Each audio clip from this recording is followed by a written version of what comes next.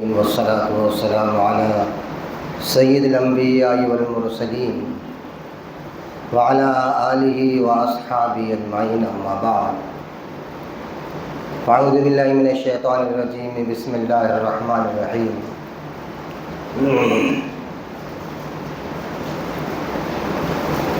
ورتل القرآن ترتیلا فقال تبارک وتعالی ان هذا القرآن يهدي للتي هي اقوم صدق اللہ مولانا العلی العظیم قال النبی صلی اللہ علیہ وسلم ان اللہ یرفع بهذا الكتاب اقواما ويزع به آخرین وقال علیہ الصلاۃ والسلام اللهم صل على سيدنا وشفيعنا وهادينا ونبينا ومرشدنا وسندنا ومولانا محمدا عبده ورسوله صلى الله تعالى على خير خلق محمد وعلى آله وأصحابه وأزواجه وذرياته وأهل بيته ولأمته إلى يوم الدين وبارك وسلم تسليما كثيرا كثيرا. میرے عزیز دوستو بزرگوں، آنے والا مہینہ چونکہ رمضان مبارک کا مہینہ ہے، اس سے پہلے کسی مہمان کے آنے سے پہلے استقبال کیا جاتا ہے، تو اس مہینہ چونکہ استقبال رمضان بھی کہلاتا ہے، اس اعتبار سے کچھ باتیں گوشے گزار انشاءاللہ کروں گا. اللہ سے دعا کہ اللہ تعالیٰ مجھے اور آپ کو کئی سنی باتوں پہ عمل کرنے کی توفیق نصیب فرمائے. میں نے آپ کے سامنے قرآن کریم کی آیتوں کے ٹکڑے پڑھا، پوری آیت تو نہیں پڑھا، ایک 15 پارے کی ہے، ایک 29 پارے کی ہے، اور ایک حدیث مبارکہ پڑھا. اس میں اللہ تعالیٰ نے انسانیت کے ترقی کا اور کامیابی کا، بلندیوں کا، عزت شوکت کا اور منزل مقصود تک پہنچنے کا ایک گر بتایا، خاص بات بتائی کہ ہم نے اس قرآن کو جو اتارا ہے، یہ قرآن نے انسانیت کے ساتھ کیا معاملہ کیا اور انسانیت نے اس سے کیسے فائدہ اٹھایا. اللہ قرآن کریم میں کہہ رہے ان ھذا القرآن یہدی للتی ہی اقوم، یہی وہ قرآن ہے جس نے ان لوگوں کو جو قوم انسانیت کی نگاہ میں ذلیل تھے، پست تھے، حقیر تھے، ان کے پاس ظلم و ستم کا دورہ تھا، تمام برائیاں تھیں، معیشت تباہ تھی، روحانیت تباہ تھی، سماج تباہ تھا، تہذیب تمدن تباہ تھا. اس قرآن نے ان کو با تہذیب بنایا، مہذب بنایا، تمدن کے سکھلانے والے بنایا، اور نیچے ذات کے تھے اونچے ذات کے بنایا، اور ایسے بنایا کہ تصور بھی نہیں کر سکتے کہ دنیا ان کی حکومت میں امن و امان کے گیت گائے گی. اس قرآن کو سینے سے ابو بکر نے لگایا تو صدیق اکبر بنے، عمر فاروق نے لگایا تو فاروق اعظم بنے، حضرت عثمان نے لگایا تو اللہ نے حیا کی چادر دی. یہی وہ قرآن کریم ہے. ایک قرآن کریم، دوسرے صاحب قرآن، سرکار کی شخصیت. یہ دو چیزیں ایسی ہے، اس سے جہاں پر ظاہری اعتبار سے انسانیت کو نفع ہوا، باطنی اعتبار سے بھی نفع ہوا. باطنی اعتبار سے انسانیت اتنی طاقتور ہوئی کہ چند مٹھی پر صحابہ پوری دنیا پر قابض آنا. صحابہ کے بعد کا دور دیکھو جنہوں نے قرآن کو سینے سے لگایا. ابھی حال کا ہمارا انگریز کو بھگانے کا دور دیکھو. اس زمانے میں کتنے لوگ تھے مسلمان، اور خلفاء، صحابہ، علماء کرام کتنے تھے؟ گنے چنے علماء کرام تھے. مگر ہندوستان کے اندر انگریز کے دور کو ختم کرنا یہ منہ کا کھیل نہیں تھا، گوروں کو بھگانا یہ منہ کا کھیل نہیں تھا. ظاہری اعتبار سے نہ ہمارے پاس ہتھیار تھے، اوزار تھے، اسلحہ تھا، نہ ہمارے صفوں کے اندر ایسے یہ تھے. اس زمانے میں منافق تھے. مگر انگریزوں کو بھگایا کس نے؟ باطنی طاقت جو قرآن کی ان کو ملی تھی، صاحب قرآن اور قرآن کی. ایسے ماہر فن بن گئے تھے. جہاں پر ظاہری علم کے ماہر فن تھے وہاں پر باطنی اعتبار سے تھا. آج ہم قرآن کریم سمجھ تو رہے ہیں یہ اللہ کا کلام ہے، یہ سمجھ تو رہے یہ ہماری کتاب، یہ سمجھ تو رہے ساری برکتیں اس میں، ساری ہدایتیں اس میں، سارے قانون اس میں، اور سارے مسئلوں کا حل اس میں، اور اس کی برکت سے دنیا و آخرت بنتی، مگر یقین کے درجے میں نہیں۔ ہمارا علم کے اعتبار سے ہمیں علم ہے کہ ہاں ایسا ہوتا ہے، اور ہم نے اسی وجہ سے اس سے فائدہ نہیں اٹھایا۔ جن لوگوں نے اس کو قرآن کو سب کچھ سمجھا تھا، انہوں نے ظاہری علم کے ساتھ باطنی علم، اس کے اندر تمام علوم کو حاصل کیا۔ دنیا کی ایک کتاب میں ایک فن کا علم ملتا ہے، جغرافیہ کی کتاب میں جغرافیہ ملے گی، سائنس کی کتاب میں سائنس ملے گا، ریاضی کی کتاب میں ریاضی ملے گی، مگر قرآن کریم وہ کتاب ہے جس میں آپ کو سائنس بھی ملے گی، جغرافیہ ملے گا، علم ریاضی ملے گا، علم حساب ملے گا، علم معانی اور فصاحت اور بلاغت ملے گی۔ وہ علوم ملیں گے کہ بعض علماء نے تو کہا کہ اس کے اندر آج تک کے علوم تو خیر 30 نکالے گئے ہیں، مگر قیامت تک کے اس کے اندر علوم نکلتے جائیں گے، کیونکہ حدیث ہے کہ قرآن کے عجائبات ختم نہیں ہونے والے۔ ایسے عجیب و غریب چیزیں اس میں۔ ہم کیا سمجھتے کہ قرآن سے ہماری معیشت اسٹرانگ نہیں ہوئی، ہم یہ سمجھتے کہ ہمیں کیا ملا، مال سے ملتا ہے۔ یہ جو یقین ہے یہ ایک باطل نظریات ہے، یہ کہ مال سے آدمی طاقتور ہوتا۔ قرآن اور صاحب قرآن نے انسان کو طاقتور بنایا، وہ ایسا طاقتور بنایا ہمارا تصور نہیں ہوتا۔ آواز میں ایسی طاقت آئی تھی، ایک اعلان کے اندر سارا جنگل صاف کس نے کیا تھا؟ انسان تو پہلے بھی تھے، بعد میں بھی انسان تھے، ان کے اندر کیا انقلاب آیا؟ کس نے انقلاب لایا؟ کون سی چیز ان کے اندر آئی جس کی وجہ سے یہ طاقتور ہوئے؟ یہاں کھڑے کر آواز لگ رہی ہے، یا ساری الجبل، اے ساری پہاڑ کے پیچھے دیکھو، اتنی یہاں سے وہاں تک کا آواز، سینکڑوں میل کے فاصلے تک کا آواز پہنچنا، یہ کس کی برکت سے ہوا؟ کون سی طاقت تھی ان کے اندر؟ کیا تھا؟ وہ تمہارے میرے جیسے انسانی تھے، مگر دو چیزوں کو فالو کیا تھا انہوں نے، ایک قرآن کو، دوسرے صاحب قرآن کو سینے سے لگایا تھا۔ اندرونی اعتبار سے بھی طاقتور بنے تھے، ظاہری اعتبار سے بھی طاقتور بنے تھے، ان کی زندگی کو بن کے رکھ دیا تھا۔ صفات سے وہ متصف ہو گئے تھے، خوبیوں کے وہ حامل اور خوگر ہو گئے تھے، سارے خوبیوں کے حامل ہو گئے تھے۔ اخلاق ان کے اندر قرآن نے لایا، انصاف ان کے اندر قرآن نے لایا، ہدایت قرآن نے لایا، محبت، ہمدردی، بھائی چارگی، صلہ رحمی قرآن نے لایا۔ کوئی ایسی خوبی نہیں ہے جو قرآن حدیث کے باہر ہو، جو قرآن اور حدیث میں نہ ہو۔ صحابہ نے یہ خوبیاں کہاں سے آئی؟ اور آج ہمارے اندر بدخوبیاں کیسے آ رہی ہے؟ ہمارے اندر برائیاں کیوں آ رہی؟ علامہ اقبال نے اسی دکھ کا رونا رویا ہے، وہ معزز سے زمانے مسلمان ہو کر ہم خار ہوئے تاریخ قرآن ہو کر۔ یہ وہ جملے ہیں جو الہامی جملے کہا جاتا ہے اور حقیقت پر مبنی جملے، خالی پڑھ لینے کے نہیں ہے۔ اس وجہ سے شاعر مشرق علامہ اقبال کو میں وقت کا ولی کامل سمجھتا ہوں، یوں ہی نہیں سمجھتا۔ اس زمانے کے حالات کا ایک ایسا زبردست پس منظر کا نقشہ کھینچا صحابہ کا کہ کیا تھے وہ، ان کی عزتیں کیسی ملی، ترقیاں کیسی ملی، کیا تھا ان کے اندر، خوبیاں کیسی آئی۔ خود بھوکے رہ کے دوسرے کو کھلانا پلانا یہ آسان کام ہے، اور اس سے پہلے کا دور اٹھا کر دیکھو، اپنے بھوک کے خاطر کئیوں کے جنازے نکال دینا ہوتا تھا ان کے پاس۔ اور آج تک امت مسلمہ قرآن اور صاحب قرآن کو پکڑتی رہی، یہ خوبیوں کی حامل رہی، عزت ان کے قدموں میں آتی رہی، قدم چومتی رہی عزت ان کے پاس۔ دولت، سلطنت، حکومت، اقتدار کوئی خاص بات نہیں ہے۔ قرآن آج ہم نے قرآن چھوڑا، اقتدار ہٹا، قرآن چھوڑا، عزتیں گئی، قرآن چھوڑا، ساری کی ساری ناکامیاں ہمارے مقدر ہو گئی۔ امت میں انتشار جو پیدا ہوا یہ قرآن کی چھوڑنے کی وجہ سے۔ یاد رکھنا، آج امت نہ جماعت بندی پہ ایک جگہ جمع ہونے کو تیار ہے، نہ آج امت کسی چیز پہ۔ ہاں، آج امت کو اگر ایک جگہ جمع کرنا ہے تو قرآن اور حدیث مبارک کی اور سرکار کی شخصیت ہے۔ آج بھی امت کو اس پہ جمع کیا جا سکتا، آج بھی امت اس پہ جمع ہو جائے، متحد ہو جائے، ہم قرآن کو اپنا مشعل راہ بنائیں گے اور سرکار کی سیرت کو اپنائیں گے اور سرکار کی زندگی کو اپنائیں گے۔ اللہ کی قسم، جو ترقی صحابہ کو ملی، جو عروج صحابہ کو ملا، جو کامیابی صحابہ کو ملی کہ دنیا میں کچھ نہیں تھا، امن و امان کیسا تھا، دنیا کے اعتبار سے کچھ بڑی بڑی بلڈنگیں نہیں تھی، عزتیں سرخروئی تھی۔ قیصر روم کے دربار میں رہ کر کانپتا تھا، کسریٰ ایران میں رہ کر کانپتا تھا، دنیا کا مشرق اور مغرب اور شمال جنوب کانپتے تھے۔ صحابہ وہاں بیٹھے ہوئے ہیں، اتنا طاقت کیسی آئی، رعب کیسا آیا، دبدبہ کیسا آیا، ہیبت کیسی آئی، شوکت کیسی آئی، شان کیسی آئی، اکرام کیسے کیا صحابہ کا؟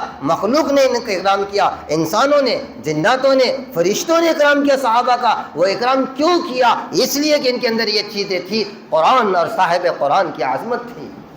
قرآن تو آج ہمارے پاس بھی ہے، صاحب قرآن تو ہمارے پاس بھی ہے، مگر یاد رکھنا ایک آدمی کو بتایا کہ یہ معجون ہے، اس سے طاقت آتی، قوت آتی، بیماریاں دور ہوتی، مگر وہ رکھا ہوا ہے، اس کو استعمال کرو گے، پیٹ میں داخل کرو گے، اس کے مطابق کام کرو گے، پھر وہ اپنا اثر دکھائے گا۔ یہی حال میرا اور آپ کا ہے۔ قرآن کے اعتبار سے تقریریں ہو گئی، حدیث کے اعتبار سے تقریریں ہو گئی، ہم نے سن لیا ایک کان سے، اس کو چھوڑ لیا، ہمارے اندر اس وجہ سے وہ روحانیت نہیں آئی، وہ برکات نہیں آئی، وہ طاقتیں اور قوتیں نہیں آئی۔ آج ہم دوسرے کی بھیک مانگ رہے ہیں، کلچر دوسرے سے، تہذیب دوسرے سے، اخلاق دوسرے سے، دوسرے کے اخلاق کو دیکھ کر متاثر ہوتے، دیکھو عیسائیوں کو، دیکھو یہودیوں کو، دیکھو فلاں مذہب والوں کو۔ ارے ان کو کیا دیکھو، ہم کو قرآن نے وہ دیا جو کائنات میں کسی کو نہیں ملا، سرکار نے وہ دیا جو کائنات میں کسی کو نہیں ملا۔ ہم پر تو فرشتوں نے فخر کیا تھا، 1000 سال پہلے اللہ نے قرآن سنایا تھا فرشتوں کے سامنے، کائنات کے بننے کے 1000 سال پہلے حدیث میں آتا، سورہ یاسین اور طٰہٰ اللہ نے سنائی تھی، اس وقت تو فرشتوں نے کہا تھا مبارک ہے وہ سینے جو اس کو اٹھائے گے، مبارک ہے امت جو اس کو پڑھے گی۔ مبارک بادی فرشتوں نے اس کائنات کے بننے کے 1000 سال پہلے دی۔ کیوں؟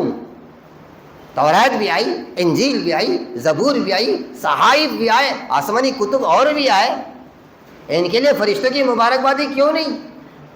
یہ کلام خداوندی جو سینے سے آیا، اسی وجہ سے صحابہ سینے سے لگاتے تھے۔ سرکار کی شخصیت اس کائنات میں آج سے پہلے، آپ سے پہلے، نہ آپ کے بعد کوئی آیا نہ آ سکتا، ایسا اللہ نے اپنے خزانے میں ایک ہی نمونہ بنایا تھا، وہ سرکار کی شخصیت ہے۔ ایسی شخصیت قرآن کو 6 گھنٹے پڑھتی ہو۔ اب بتاؤ قرآن کی عظمت کا اندازہ لگاؤ کہ سرکار 6 گھنٹے پڑھتے ہو، پھر قرآن کی طاقت کیا ہوگی اور قرآن کا مقام کیا ہوگا؟ امام شافعی ایک مسئلے کے لیے قرآن کریم کو 300 مرتبہ پڑھ رہے ہیں، ایک مسئلہ حل کرنے کے لیے 300 مرتبہ۔ امام ابو حنیفہ پورا رمضان اور پوری زندگی، پوری رات قرآن کریم۔ شیخ عبدالقادر جیلانی کو مقام کیسے ملا؟ خواجہ اجمیری کو مقام کیسے ملا؟ شہاب الدین سہروردی کو مقام کیسے ملا؟ مجدد الفسانی کو مقام کیسے ملا؟ اکبر کا تختہ کو پلٹنے کی طاقت آئی کیسے؟ جہانگیر کو انقلاب کے اندر لانے کی طاقت آئی کیسے؟ بتاؤ۔ ارے اس زمانے میں ابو الفضل فیضی بھی تھے، بہت بڑے آدمی ہیں ابو الفضل فیضی، یہ دونوں بھائی ہیں، ملا مبارک کے بیٹے ہیں۔ اکبری دربار میں رسوخ حاصل کیا اور وہاں جانے کے بعد دھیرے دھیرے سیاست کے میدان میں آیا، لوگ خلاف ہوئے، خلاف ہونے کے بعد پھر اکبر کو بہکانا شروع کیا۔ اس زمانے میں مجدد الفسانی شیخ احمد سرہندی علیہ رحمہ اپنے جگہ پہ بیٹھے ہوئے قرآن پڑھتے پڑھتے، پڑھاتے پڑھاتے، اس کے متعلق جتنے علوم ہے، فنون ہے، اس کے ساتھ ساتھ ظاہر علوم ظاہریہ اور علوم باطنیہ کی محنت کرتے کرتے 40 سال کا عرصہ گزر گیا، پھر میدان میں آ رہے ہیں۔ ابو الفضل فیضی کو معلوم ہے کون؟ جس نے بغیر نقطے کی تفسیر لکھی، سواطع الالہام اس کا تفسیر کا نام ہے۔ مجدد الفسانی رحمۃ اللہ علیہ آئے، ابو الفضل فیضی ڈینگے مارنے لگے، ہم وہ عالم ہیں، ہمارے اندر وہ علوم کے سرچشمے ہیں کہ ہم نے ایسا کام کیا۔ اکبری دور معمولی دور نہیں رہا، اس دور کی تاریخ کو اٹھا کر دیکھو، اکبری ہی نہیں، سرکار کے پاس سے آج تک جتنے ادوار آئے، جتنے فتنے آئے، جتنے حالات آئے، ان میں اگر کسی نے مقابلہ کیا تو اسی نے کیا جو صاحب قرآن اور قرآن کی عظمت کو لے کے چلا، علوم ظاہریہ کے ساتھ علوم باطنیہ کی تکمیل کی۔ جہاں پر ظاہری علوم حاصل کیا وہاں باطنی اعتبار سے دل کو مصفہ، مزکہ اور منقہ کیا، اللہ سے تعلق کو مضبوط کیا، سرکار کے عشق کو مضبوط کیا، اور پھر دنیا کی محبت ان کے سینوں سے نکلی۔ وہ تختوں کو اور مٹی کے محل کو ایک نگاہ سے دیکھتے تھے، سونا اور پتھر ایک ہو گیا تھا ان کی نگاہ میں، ایسے دنیا ان کے سامنے جھک گئی۔ اکبری تخت جھکنا آسان ہے؟ ابو الفضل فیضی آئے، لکھ رہے تھے، ایک جگہ پریشان ہو گئے، آگے کا مضمون ہی نہیں چل رہا ہے، بغیر نقطے کی تفصیل لکھنے کے لیے پریشان ہو گئے۔ حضرت مجدد الفسانی رحمۃ اللہ علیہ آ گئے، کہنے لگے کیوں پریشان ہو گئے؟ کہا تم نے صرف ظاہری علم کا حاصل کیا، بتا دو باطنی علم ہوتا کیا، معرفت خداوندی ہوتی کیا؟ اس قرآن سے جو معرفت کا نور سینوں میں آتا، اس سے علوم کیسے ہماری زندگی میں آتے بتاتا ہوں۔ آگے حضرت مجدد الفسانی رحمۃ اللہ علیہ آئے، قلم اٹھایا، دوات مٹا لی اور لکھتے چلے گئے، بغیر اٹھائے قلم کے پورا مضمون ختم کر دیا۔ ابو الفضل فیضی اپنا ہاتھ سر پر رکھ کر حیرت سے دیکھتے رہ گئے، او مجدد الفسانی، یہ نوجوان ایسے علموں کا ماہر فن ہے۔ کہا تمہیں معلوم بھی ہے یہ سب کہاں سے ملا؟ یہ قرآن سے، سرکار کی شخصیت سے ملا۔ جہاں ہم نے علوم نبوت کے سینے میں بسایا، وہاں نور نبوت کو بھی سینے میں بسایا ہے۔ مردوں کو زندہ کرنے کی طاقت ہمارے پاس ہے. یہ قرآن نے مردوں کو زندہ کیا. بے حیاؤں کو حیا قرآن نے دیا. ظالموں کو انصاف قرآن نے دیا. مظلومے کی مدد قرآن نے کی. باپ کو اولاد کے حقوق قرآن نے سکھایا. اولاد کو ماں باپ کے حقوق قرآن نے سکھایا. دنیا کیسی حکومت کرنا, کیسی سیادت کرنا, کیسے استقامت سے چلنا, وہ قرآن نے سکھایا اور صاحب قرآن نے بتایا. افسوس یہ اتنا بڑا خزانہ ہمارے پاس ہے, ہم غیروں کے در پر ٹھوکریں کھاتے پھر رہے ہیں. حضرت حاجی امداد اللہ مہاجر مکی رحمۃ اللہ علیہ کا زمانہ ہے. ایک عیسائی پنڈت آ کر, عیسائی پادری آ کر کہنے لگا کہ قرآن غلط ہے, ایسا ہے ویسا ہے. حضرت نے اعلان کیا, کہا جاؤ عیسائی دنیا میں کوئی بڑا پوپر پادری ہے تو لے کر آؤ. تم بھی چلے اور میں بھی چلتا ہوں, اور کسی قبر کے اوپر کھڑے ہوتے ہیں, تم بھی آواز لگاؤ, تم عیسائی ہو, عیسیٰ کے ماننے والے ہو, تمہیں معلوم ہے کہ تمہارے نبی نے قم بِإِذْنِ اللَّهِ کہہ کر مردوں کو زندہ کیا. آؤ تم اپنے نبی کے ماننے والے ہو, سچے ماننے والے ہو, تو آؤ ایک مردے کو زندہ کر کے بتاؤ میں محمدی ہوں, کہ رسول اللہ کو بھی مانتا ہوں, حضرت عیسیٰ علیہ السلام کا بھی احترام کرتا ہوں. آؤ میں بھی کہتا ہوں قم بِإِذْنِ اللَّهِ, تم بھی کہو قم بِإِذْنِ اللَّهِ. دیکھتے ہیں کہ اسلام سچا مذہب ہے یا نہیں. یہ چیلنج آسان چیلنج نہیں. عیسائیوں کی دنیا میں کھلبلی مچ گئی. پیر محر علی شاہ علیہ رحمہ, یہ بہت بڑے بزرگ شخصیت, حال حال میں گزری. عدالت کے کٹہری میں کھڑے ہو کر کہا, اور کس سے کہہ رہے؟ مرزا قادیانی سے کہہ رہے, اے قادیانی آ, تو بھی آ اور میں بھی آتا ہوں, بتاتا ہوں تجھے کہ اسلام کیا ہے, اسلام کی طاقت کیا ہے, تیرا مقام جہنم میں کہاں ہے, یا بیٹھے بیٹھے بتاتا ہوں. آج ہم نے نماز کی طاقت دیکھی نہیں ہے, بھی سنیں, صحابہ کی طاقت کو سنیں, اسلام کی طاقت کو سنیں, قرآن کی طاقت کو سنیں, فضائل کو سنیں. قرآن کے تقاضوں پہ عمل نہیں کیا, اس لیے اس کی تاثیر ہمارے پاس آئی نہیں. جیسا وہ معجون رکھا ہوا ہے, کشتا ہے, سونے کا کشتا ہے, ہیرے جوہرات سے بنا ہوا کشتا ہے, اس میں یہ طاقت ہے, یہ قوت ہے, یہ برکت ہے, یہ تاثیر ہے, یہ شفا ہے. وہ بولنے کو ہے کیونکہ استعمال کیا ہی نہیں. قرآن ایسا ہی, ارے اللہ کی قسم, بسم اللہ کی تاثیر شروع ہو گئی, کائنات قدموں میں آ کے جھک جائے گی. فرشتے مدد کے لیے تیار ہے کہ بسم اللہ کی طاقت کا اگر مظاہرہ کیا ہم نے. سمجھو قرآن کو یوں ہی صحابہ نہیں پڑھتے تھے, نبی 6 گھنٹے یوں ہی نہیں پڑھتے تھے, اہل اللہ پوری رات قرآن یوں ہی نہیں پڑھتے تھے. حضرت شعبہ نے کہا یہ 24,000 اس مکان میں نے قرآن پڑھا, اس مکان میں 12,000 پڑھا, اس مکان میں 3,000 پڑھا. یہ پوری زندگیاں اہل اللہ کی کیوں قرآن سے وابستہ تھی, صحابہ کی, اہل اللہ بادشاہوں کی تھی. جی حضرت اورنگزیب عالمگیر کا کیا کہنا ہے معلوم ہے آپ کو, کہ جنہوں نے بخارا سے برما تک کی حکومت کی, اکیلے آدمی نے 50 سال تک, اورنگزیب عالمگیر جیسا بادشاہ مغل سلطنت میں کہیں نہیں. وہ تہجد کی نماز میں اٹھ جاتے تھے, فجر تک قرآن پڑھتے تھے, اور ایک جملہ ہمیشہ کہتے تھے, یہ وہ مسلمان ہو قرآن فجر میں نہ پڑھے وہ کیسا مسلمان. یہ حضرت اورنگزیب عالمگیر کا مقولہ ہے. انہوں نے قرآن کی برکت کو دیکھا تھا, تاثیرات کو دیکھا تھا, سرکار کی تاثیرات کو دیکھا تھا. آج ہمارے پاس ہے ہی نہیں اس کا. میرے دوست آنے والا رمضان المبارک کا مہینہ قرآن سے بڑا تعلق ہے. اس کو ایسے قرآن کریم کو پڑھنا پڑھانا سیکھو. دیکھو ایک سی فضیلت تو الگ ہی رہی, تاثیر تو الگ ہی رہا. یہ تو سمجھو ہے کس کا کلام, اس کائنات کے رب کا کلام, میرے اور آپ کے نام, اس کا خط ہے جو میرے اور آپ کے نام ہے. سمجھنے کی کوشش کرو. اگر سمجھو گے نہیں تو اللہ کی قسم اللہ کو کیا جواب دو گے. انگریزوں کی زبان سمجھنے کے لیے بچوں کو لاکھوں روپے ڈال رہے ہو. زبان سے اللہ کی زبان سمجھنے کو, نبی کی زبان سمجھنے کو, اسلام کی زبان سمجھنے کو, تعلیمات اسلام جو عربی میں اس کو سمجھنے کو ہمارے پاس پیسہ نہیں, وقت تو نہیں. اور بچے کو اسکول ایک طرف ہوتے ہیں, مدرسے ایک طرف ہوتے ہیں. اسکول کے خاطر مدرسہ قربان ہو جاتا. او کیا کہنے مسلمانوں کے. حال میں ایک بہاولپور کے اندر ایک بہت بڑا مدرسہ تھا. ایک انگریز آیا, نواب صاحب نے لے کر آئے. نواب صاحب تعریف کرے, بچہ حافظ ہے, بچہ حافظ ہے, بچہ ہے. انگریز دیکھنا, او ایک بچے کو بلایا, ادھر اس کا مطلب بھی سمجھتا ہے. وہ کہنے لگا ہمارے استاد نے سکھایا ہی نہیں, جتنا سکھایا ہم کو اتنا معلوم ہے. تو انہیں بولا نواب صاحب ذرا نہ سوچو, تمہاری زندگی پر ہلاکت ہے, تمہاری زندگی پر بربادی ہے تمہاری. وہ نواب صاحب کہنے لگے خیریت تو ہے, ایک سانس میں 4-5 باتیں سنا دی تم نے, کیا بات ہے. کہنے لگے ارے تم مسلمان جس قرآن کو پڑھتے ہو اس کو سمجھتے نہیں, اور ہماری زبان سیکھنے کو مرمر کرتے ہو تم. ایسا تماچا مارا اس نے, غیرت کا تماچا. یہ نماز پڑھتے پڑھتے بچپن سے 55 ہوگی, صرف فاتحہ کا ترجمہ ہمیں یاد نہیں, آذان کا ترجمہ یاد نہیں ہمیں. کیا لگایا ہم نے اسلام پر بتاؤ؟ مال لگا، جان لگا، وقت تو لگا، کبھی آ کر بیٹھے سیکھنے کی کوشش کی؟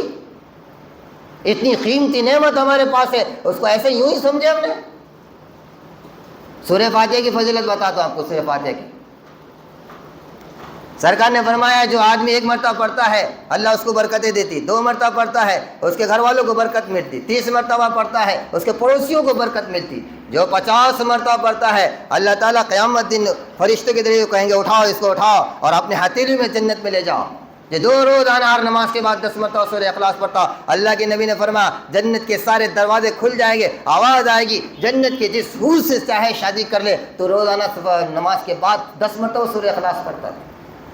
سرکار نے فرمایا جو 12 مرتبہ سورہ اخلاص پڑھتا، ایک حدیث میں 10 مرتبہ سورہ اخلاص، قل هو اللہ احد کا سورہ کی بات بتا رہا ہوں آپ کو، پورے قرآن کی نہیں، اس میں تو بڑی بڑی صورتیں ہیں، صرف قل هو اللہ احد کی بات بتا رہا ہوں۔ آپ نے فرمایا 10 یا 12 مرتبہ پڑھتا، فرشتے کہتے آؤ چلو چلو اس جنتی کے محل کو دیکھنے چلے۔ محل بنانے کو کتنا ٹائم لگتا معلوم ہے؟ 30 بائی 40 کا گھر لینے کو۔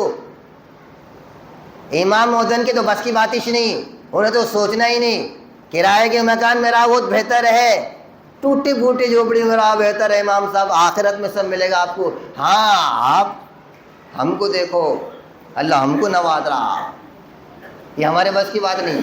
مگر جو لوگ بنا رہے ان کو پوچھو 30-40 کا مکان کیسا ہوتا ہے اور کتنے پیسے لگتے ہیں اور کتنی محنت ہوتی ہے اور کیسا کیسا کرنا۔ ہاں ان لوگوں کو مت بولو جو بروکر ہے، جھٹکے کے اندر لاکھ روپے ادھر سے ادھر کر دیا، 10 لاکھ 20 لاکھ آیا ایک آدمی کرنے کا، سب بڑے بڑے فنکشن ہو رہے یار، 50 لاکھ کا فنکشن، میں کہا کون سی مشکل بات ہے، ایک جھٹکے میں 5-10 لاکھ روپے ادھر سے ادھر ہو جا رہے ہیں۔ کہاں بولے کیا کمیشن آئی؟ وہاں مال کو پوچھو، محنت کرنے والوں کو پوچھو 5 لاکھ روپے جمع کرنے کو کتنا ٹائم لگتا، بروکروں کو پوچھو کتنا ٹائم لگتا ہے، ادھر کے 4 باتیں ادھر کے 4 باتیں، اور اس کو فضیلت سنایا اور اس کو ڈرایا، نہیں بیچا تو بہت مسئلہ ہو جائے گا، اس کو بولا تو لیا تو آئندہ سال ڈبل کرا، اس کو ایسا لالچ دیا اور اس کو ایسا بھائکا اور کام بن گیا 5-10 لاکھ روپے۔ جی میں اللہ کا شکر ہے عمرے کو جا رہا ہوں، 100 چوہے کھائے کے بلی حج کو چلی، سب نہیں کرتے، نہیں تو میرا نام بدنام کرو گے، بروکروں کو بہت بول رہے ہو، تو بروکر کے پاس 5-50 لاکھ روپے آنا کوئی مشکل نہیں۔ ان لوگوں کو پوچھو 5 لاکھ کیسے جمع ہوتے ہیں، کہ روزانہ 500 کی مزدوری کرتے، 300 گھر میں دیتے، 150 اٹھا کر رکھتے، کہ کائی کو کہاں وہی دوا کا نام ہم کا ڈھم کا لگے والا ہے، پھر رشتہ داری برادری ہم کا ڈھم ساری چیزیں، اور 10-20 لگے والا ہے تو میرے بچے کے جہیز کا سامان کر دوں گا، وہ گھر بنتا نہیں۔ اور یہ اللہ کے نبی کہہ رہے 10 مرتبہ سورہ اخلاص پڑھ لے، فرشتے کہتے چل، فرشتوں کا گروپ کہتا ہے چلو اس جنتی کے محل کو دیکھ کر آئے گے۔ اور جو 50 مرتبہ پڑھتا ہے اللہ کے نبی پاک نے فرمایا اس کے 50 سال کے گناہ معاف ہو جاتے ہیں، جو 400 مرتبہ پڑھتے ہیں 100 سال کے گناہ معاف ہو جاتے ہیں، جو 1000 مرتبہ پڑھتا ہے سرکار نے فرمایا اللہ اس وقت تک موت نہیں دیں گے جب تک کہ جنت میں اس کا ٹھکانہ نہ بتا دے۔ اور آیت الکرسی کے بارے میں کیا ہے معلوم ہے؟ حدیث میں سرکار نے فرمایا جو نماز کے بعد 1 مرتبہ آیت الکرسی پڑھتا ہے جنت میں داخلہ طے تو ہے ہی، مگر اس کی روح اللہ قبض کرتے۔ کون؟ میرے دوستو یہ فضیلتیں تاثیرات پہ لگ رہی۔ اللہ مجھے آپ کو قرآن کی، سرکار کی شخصیت کی قدر کی توفیق نصیب فرمائے۔ وآخر دعوانا الحمدللہ رب العالمین۔